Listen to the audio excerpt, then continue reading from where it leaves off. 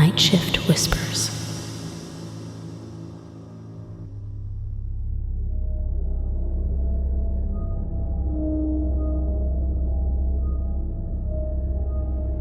My first assignment at the TV station was to join a team that produced horror shows.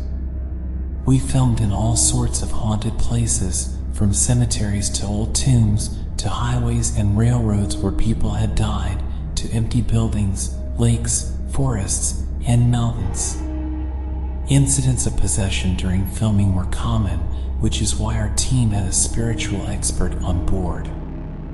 And that's why one of my job descriptions also included preparing items for the exorcism process. It was a far cry from what I had expected from a job at a TV station. One day, we were filming on a mountain. The village headman at the foot of the mountain had given us detailed instructions on the taboos and requirements we had to follow during our shoot so that everything would go smoothly. We set off from the foot of the mountain at dusk, as we would be filming at night. The first 2 hours of our journey were uneventful. We arrived at our first stop after sunset, a spring and a small river that hikers commonly use to drink or wash up. We stopped there to eat dinner, and then we would film a few short scenes nearby. After we finished eating and before we started preparing for the shoot, 2 crew members, Daniel and Jenny, suddenly disappeared from the location. We searched around for them, but luckily they showed up shortly thereafter and claimed they had just returned from going to the spring due to urgency to urinate. We were relieved, but that was where the strange occurrences began. When the shoot had only been going on for about 10 minutes, one of the cameras suddenly broke down for no reason. The technical team tried to fix it, but as soon as one was fixed, another camera broke down. This went on for 5 times. The director started to get cranky, and he took his anger out on everyone. In a state of tension and stress, I suddenly saw a black shadow standing right behind the director. I quickly looked away, not daring to look at the creature. But I looked for the expressions on people's faces to see if they were surprised by the apparition. But everyone was acting normally. Even the assistant director continued to work nearby without showing any reaction to the black figure. Was it just me who saw the figure? This was not easy, but I did not want to exacerbate the already tense situation. So I held my tongue and told no one about the figure that was constantly clinging to the director's back. However, our spiritual expert was clearly aware of it. He seemed to realize that our efforts would be futile. He suggested skipping the scene in that location and moving on to the next one. The journey up, for some inexplicable reason, felt twice as arduous. I complained about it to the others, and it turned out that they were feeling the same way.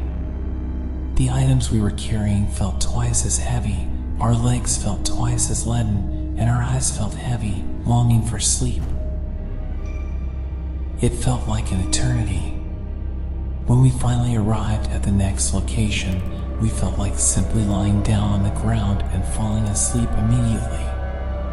But unfortunately, work is work. Despite the difficulty, we set up the equipment and began filming. However, the strange occurrences continued. The actors kept forgetting their lines, the props kept moving on their own, and the lights kept flickering. Suddenly, Jenny was possessed. She screamed, laughed, cursed us with a look of great anger in her eyes, and even became violent towards the team. She kept repeating, "Leave one of you here." Before she could be subdued, 2 others followed suit. The crew members became preoccupied with dealing with the incident rather than continuing the shoot. An hour passed, but none of the 3 had been exorcised. Our spiritual expert instructed 2 people to go down to the village and summon the village headman. The night was growing late, but the two people who had gone to call the village headman in the village had not yet returned. They should have been back an hour ago.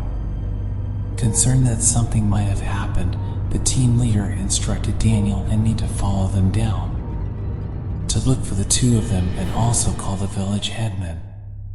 My watch showed 1:30 a.m. as Daniel and I set off. However, even after an hour had passed, we were still endlessly circling the same location, the same tree over and over again. We never went anywhere, trapped in the same place over and over again. Feeling exhausted, Daniel and I decided to take a break under a tree.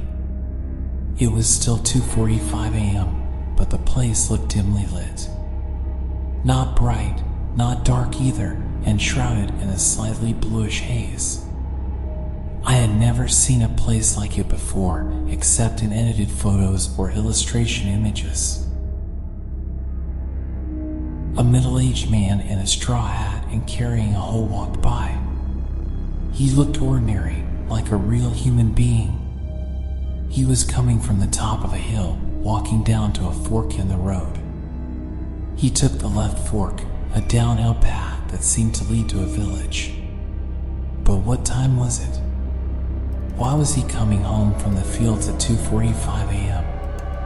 Despite the unusual timing of the straw hat man's appearances, I discussed his look with Daniel. Had he noticed anything unusual about the man's appearance? Daniel agreed that the man in the straw hat looked like a regular human being. He began to regret not following the man. On his advice, we resolved to continue our journey in the same direction that the man in the straw hat had taken. We walked for hours, but strangely, we returned to the same fork in the road. Unsure of our own assumptions, we deliberately left a handkerchief on the grass next to the fork. Then we continued our journey. As we feared, after one round of the journey, we arrived at the same place again. Again and again, without end.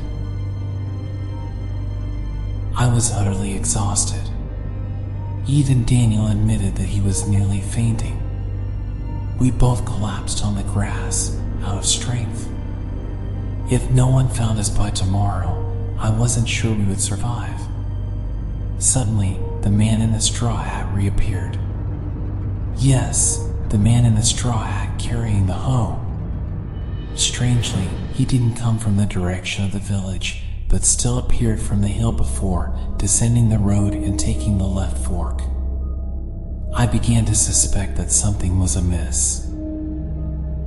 Daniel called out to the man, "Sir, please lead us to the nearest village."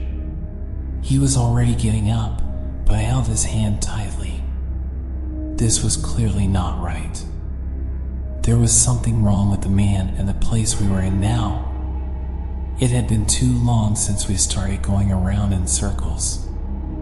My watch now pointed to 8 o'clock, but the atmosphere was still as dim as it had been at the beginning. Unexpectedly, Daniel got angry when the man in the straw hat passed by. He insisted that if we had followed the man from the beginning, we would not have had to go through this for hours and suffer. We got into an argument. Daniel insisted that the man in the straw hat was the one who could lead us out of this haunted place to the human world, while I believed the opposite, that the man was not human and was trying to lure us to follow him. We continued to argue, and Daniel even decided to go on his own.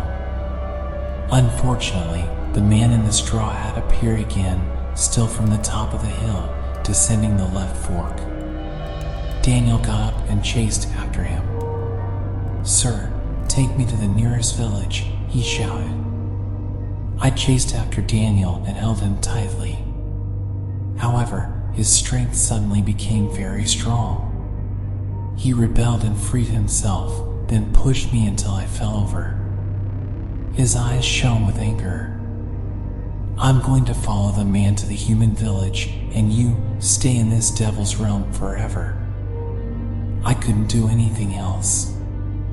I was still trying to call out to his name, but Daniel's figure continued to recede, then disappeared at the fork.